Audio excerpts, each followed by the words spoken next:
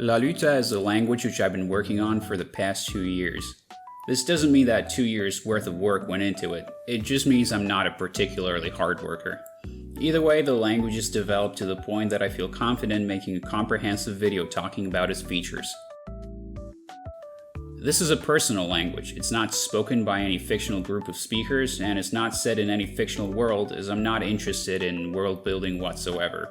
Its purpose is artistic expression, pouring my thoughts and emotions, my joys and my pains into a tangible work of art. As such, its lexicon and pragmatics are governed by my personal experiences, opinions, worldviews, and whims.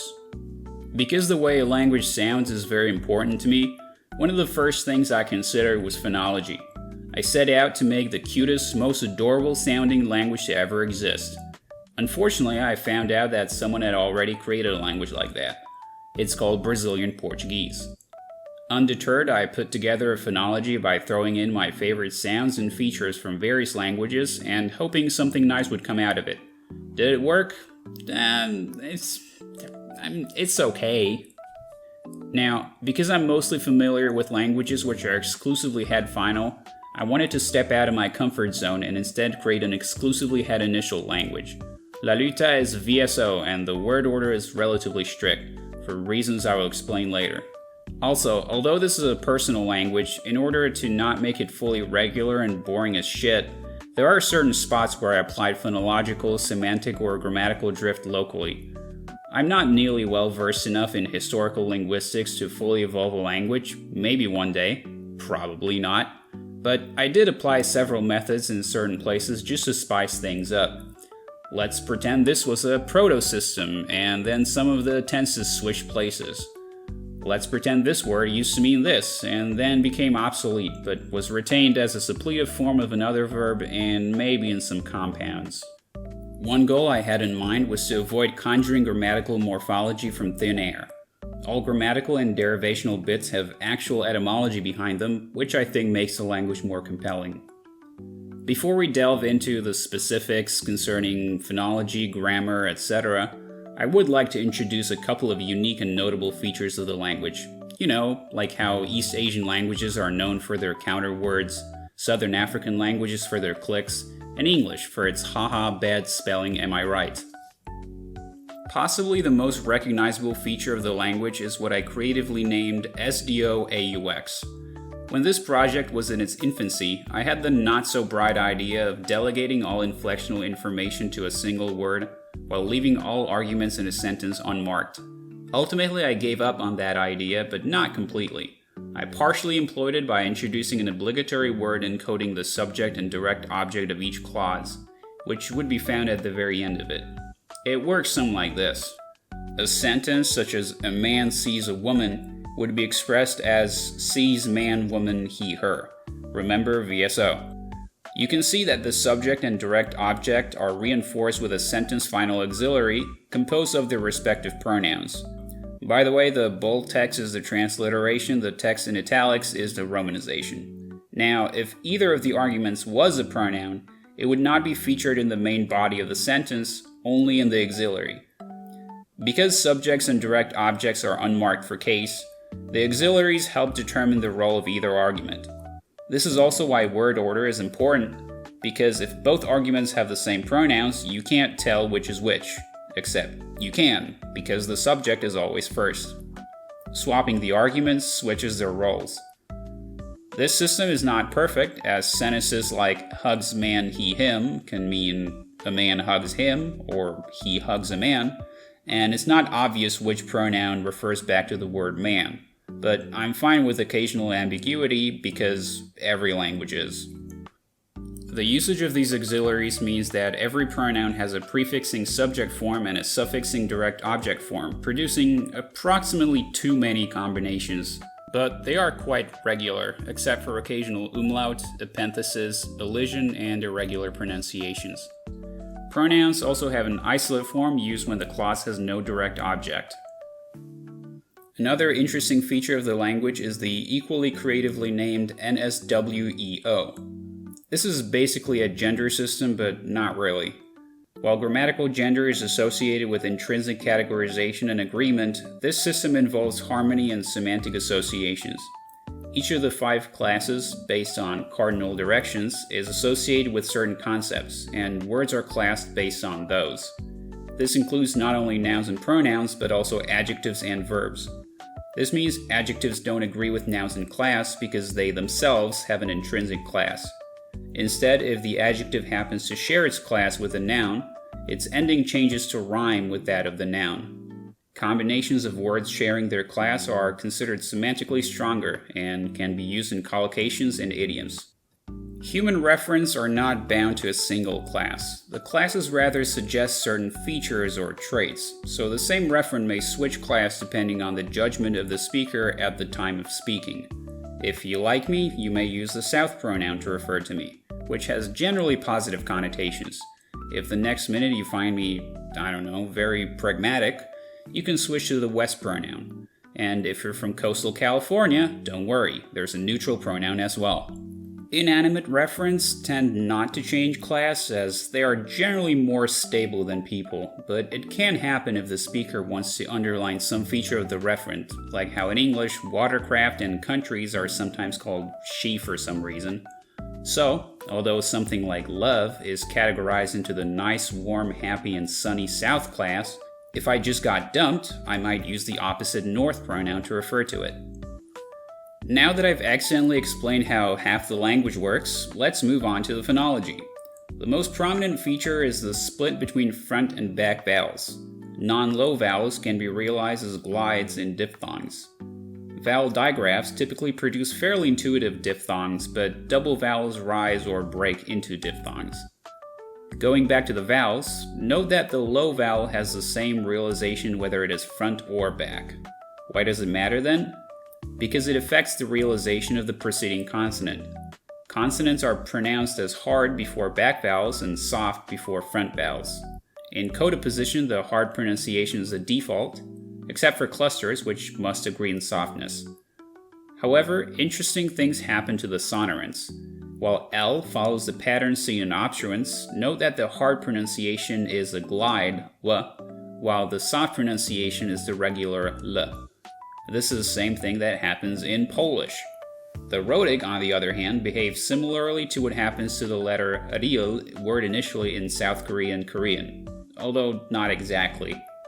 In coda, R is realized as an approximant, but as rhotics do, it affects the realization of the preceding vowels and glides.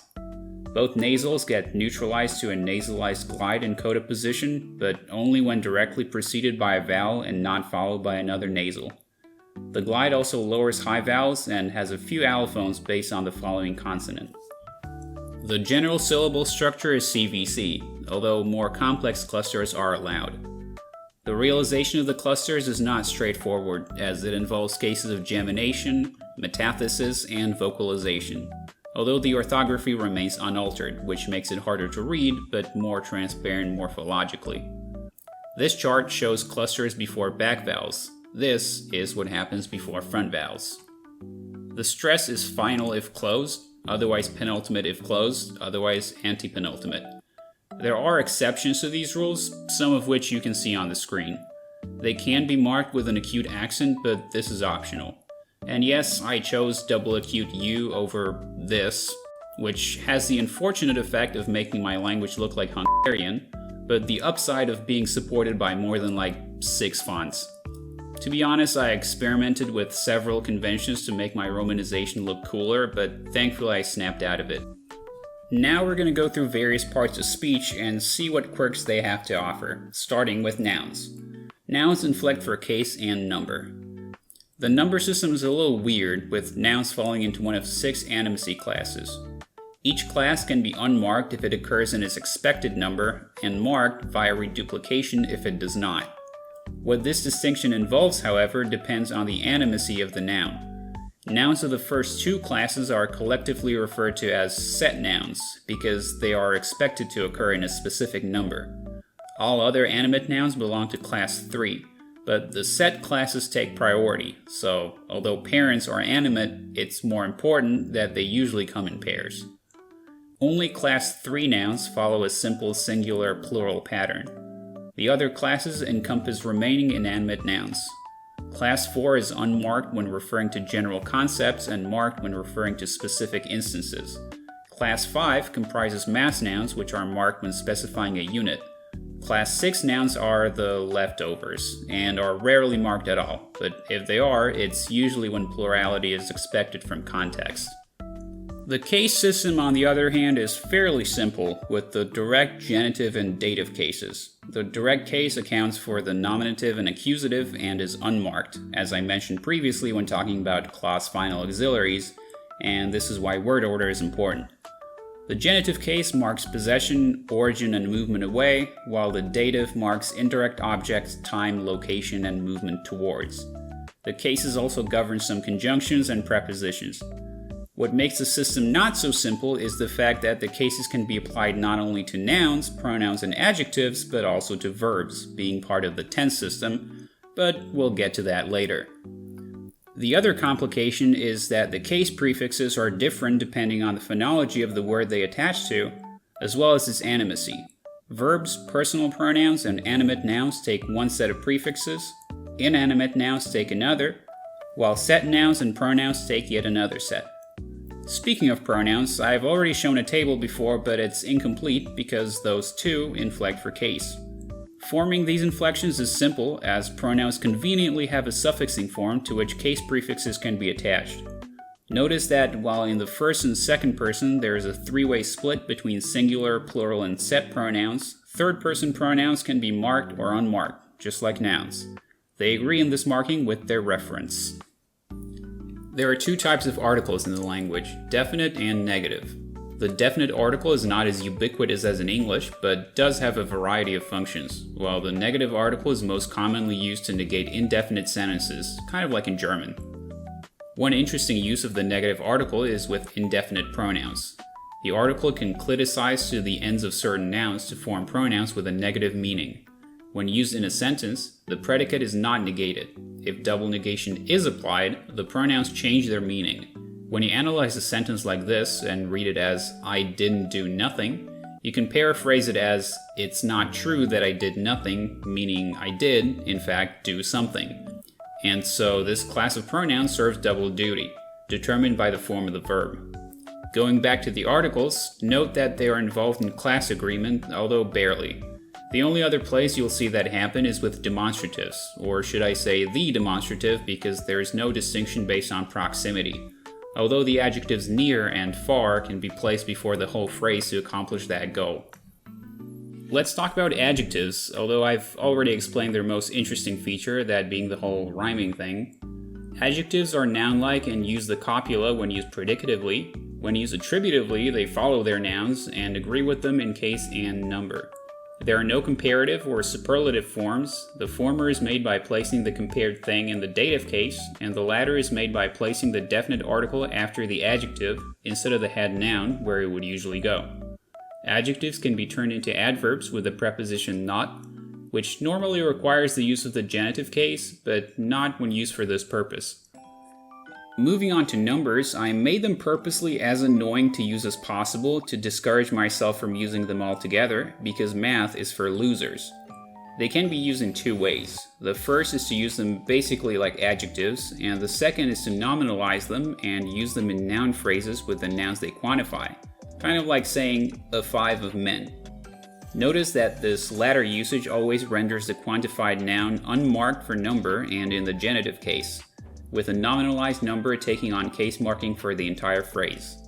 Numbers 11 through 20 are made by reduplicating the numbers 1 through 10, and higher numbers are formed similarly to the pseudo-vigesimal, that's a word apparently, it means base 20, to the pseudo-vigesimal system used in French. This is further complicated by the bizarre way the conjunction and works in this language. Basically, instead of saying a house and a tree, you say and a house, a tree, because the word and comes from the dative marker, so it's like saying in addition to a house, a tree. This means that a number like 72 can be analyzed as and a 3 of 1010, 22. Also, the numbers end at 4 digits, so you can't count past 10,000.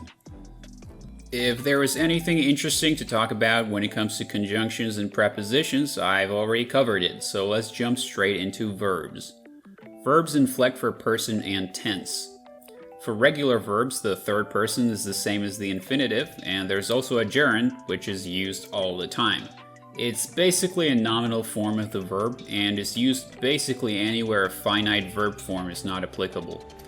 The gerunds are formed with theme vowels, particular to a given class. I never mentioned this, but each of the 5 classes has class-specific endings, and this is important for gerunds because, well, they are basically nouns. The gerunds are formed such that they retain the class of the verb. There are 7 irregular verbs, 4 of which are not used in their original meaning, but remain in use in various auxiliary and fossilized expressions. They also have irregular reduplicated forms. The same can be said about the copulae, and yes, there are 2. There's a regular copula and a locative copula. The copulae are the only verbs to inflect for number, at least in the first and second person, and these forms render clause final auxiliaries redundant. I mentioned reduplicated forms of verbs, so you might be wondering what their function is. This is where I introduce the tense system. It's a 3x3 grid combining 2 strategies. The first is to apply case prefixes to verbs, which I previously mentioned was possible. The second is to use one of 2 constructions. One is basically rephrasing something like to do something as to be at doing of something, and the other is to use reduplication. I decided to move some tenses around compared to the original paradigm to make it more interesting, mainly because I prefer the more zany reduplication over a boring genitive prefix for the ubiquitous perfect form. This is a general overview of what each tense is used for. The tenses cannot be combined, which creates some issues. What if I want to express necessity, but in the past? This is where these magic words come in, and they can be employed to circumvent the issue. You can use them with the perfect and conditional tenses, or just as alternatives to the potential and necessitative forms. Verbs don't take much more inflectional morphology, but they can be preceded with a negative or interrogative prefix. The latter is pretty simple, it's just used in questions. The issue of negation, however, is not as simple. I mentioned previously that the negative article is used to negate sentences with indefinite arguments, meaning the negative prefix is only used if no such arguments exist.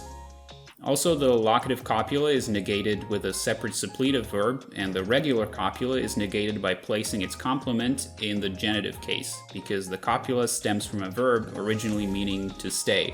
So the genitive construction conveys the meaning of staying away from, and you can see how that could be interpreted as a form of negation. There are also no separate imperative forms. Instead, the conditional forms are used. A sentence like, if you go, is interpreted as don't go, and if you don't go is interpreted as go. There are a lot of auxiliaries that can be suffixed directly onto verbs, but there are also suffixes which function similarly to how phrasal verbs work in English. Unlike the auxiliaries on the left, they are not productive, and the meaning of the resultant words is not compositional.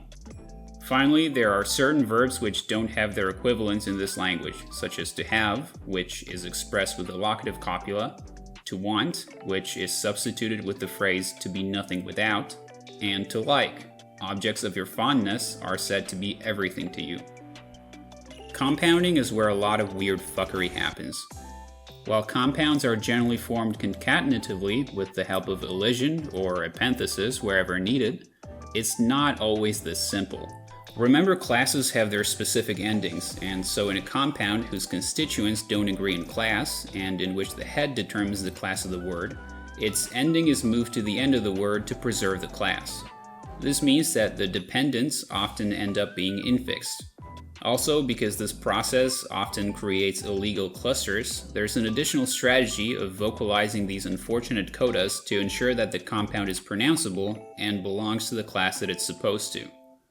There's also a system of diminutives and augmentatives, which, apart from their usual function, can be used to form new vocabulary, and sometimes to convey excessiveness or insufficiency. When it comes to syntax, the word order is fairly strict, and the language has a general distaste for compound sentences, instead making use of prepositions to introduce subordinate phrases, while attributive clauses make use of gerunds in the genitive case. if the subject of an attributive clause is not the same as the head noun, the preposition vans is used. As this is a personal language, I wanted to add something, well, personal to it, and this is mostly evident when looking at certain vocabulary items and also in pragmatics. For one thing, I think kinship terms are overcomplicated, so I simplified them. There are also some interesting vocabulary choices, like having 3 words for love, 2 types of death, but no concepts related to morality. The somatic and the psychological spheres are merged, with a pair of words encompassing a wide spectrum of positive and negative experiences. Pragmatic rules are limited, since the main function of the language is self-expression rather than dialogue, so there aren't really any greetings and other conversational fluff. You are, however, encouraged to compliment your interlocutors, because I feel like the world would be a better place if we all did that. There is also a thing with this language where you're not supposed to have any power over how people see you and how they express it.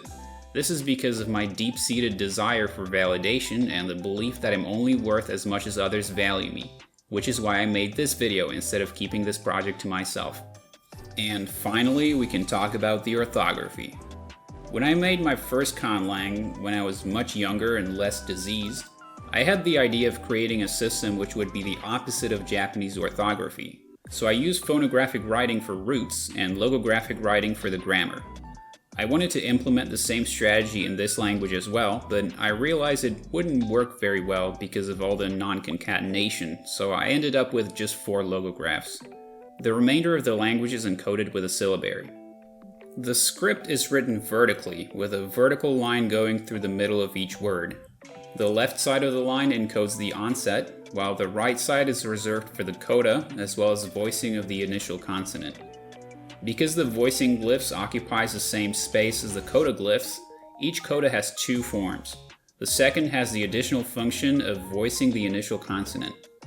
When actually writing words, the X's line is discarded from the beginning and end of the word. In addition, there are several extra characters used for non-CVC syllables, as well as a set of rules governing single character words, determined by the position at which each glyph connects to the line. There is also a simple set of punctuation marks, one of their interesting features being the fact that if they are adjacent to a word final non-CVC glyph, which doesn't connect to the line at the bottom, they are placed immediately before it.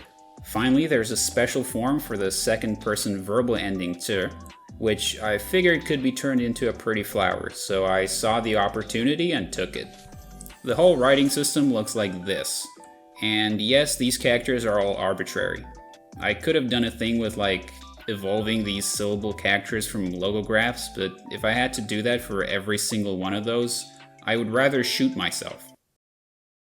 One final tidbit about the logographs: you may remember there are different case prefixes based on the animacy of the word, but there is only one logograph for each of the cases, which creates ambiguity. I could have employed some system of marking the pronunciation, but in the end I left it as is. With all that being said, I will leave you with this. La dosa se nusa vans adai no duta sonat hirm van hi vans kungus soyatai hewas coint novosa akungusta lav. Limi sopeomu henusa sav hevis. Angaim, cupuid, lane, dantia ascoint vimonat nusa doiskatava elidia vaidja limikar napam avi liloiloi ernon likuna panon. Elidia paikuso ja akusam park. La doti nusav limi hiaspon van skurs liloyolav. Elidia alus sonovosa ja skango avark asalav. Pioyav akungus dau hiu chemikang hietau hiu van spava misan nota lapa. Konst mięch mi wichnia. Paikagas misan danska janipa. Elidia vava ein no panci matosa papa. Ar hyonder panci sosar hiewai nodusa lison ein mi wichmian. La astansko nusavlav. Hion likoiton mięch mi vis. Vans la narirm hiaspon vans nia lewai nikungusta nodusa vans lav. Not himirn. Ar enalu nuan gata nusav ein mian. Enua livu kangweli lingaimu, kangweli limikau, kangweli lisakons, aja ahpion lipiomu so Lalűta. Dala not awa soyatai sonovosaja, Aja piavar o pa, la lamikan avi lies doswe limikan hiaspon vansnya lisars kontan not lisami chihci. Not misk, pavab vitola di usa aya. Except not really, because I still have to fill it with vocabulary. I've kind of just been coining and deriving them as I needed them, so I ended up with about 500 words, which really isn't that much, and it would be nice to have words for things like, to drink. Anyway, I hope you stuck around for this little audio sample. I don't think I can do it justice because I don't have a cute femboy voice, but this will have to do. The whole language is documented on my website in excruciating detail, so if you have a spare afternoon, give it a read. The link is in the description. If you have questions or requests, if you're interested in any resources, or if you want to talk about the weather, feel free to contact me on Discord. I respond quickly unless I'm asleep. Also, don't subscribe to me, I'm not making more videos.